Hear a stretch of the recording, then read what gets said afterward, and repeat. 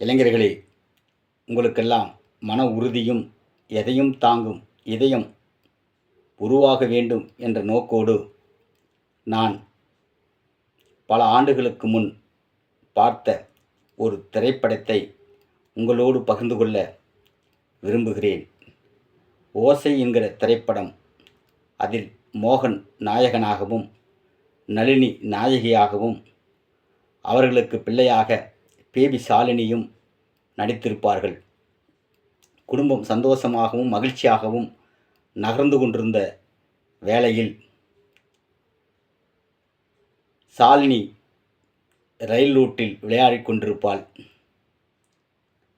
ரயில் வருவதை கவனிக்காமல் இருந்த அவளை காப்பாற்றும் முயற்சியில் நளினி ரயிலில் அடிபட்டு மாண்டு விடுவாள்.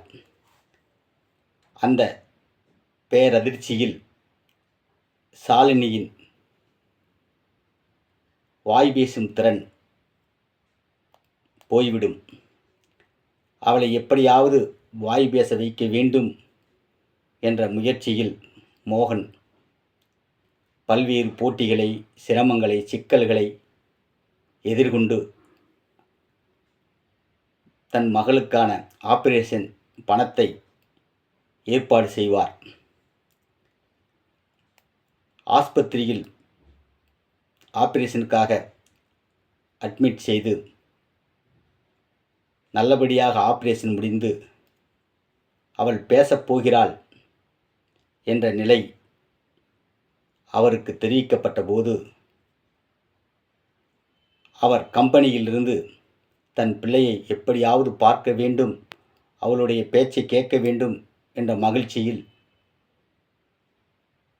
முனையும் பொழுது எதிர்பாராத விபத்தால் மண்டையில் அடிபட்டு தன்னுடைய கேட்கும் திறனை இழந்து விடுவார். தன் பிள்ளை அப்பா என்று அழைக்கும்போது அவர் ஒரு அப்பாவியாக, ஒரு மனநோயாளியாக அந்த வார்த்தை காதில் விழாமல் நின்று கொண்டிருப்பார்.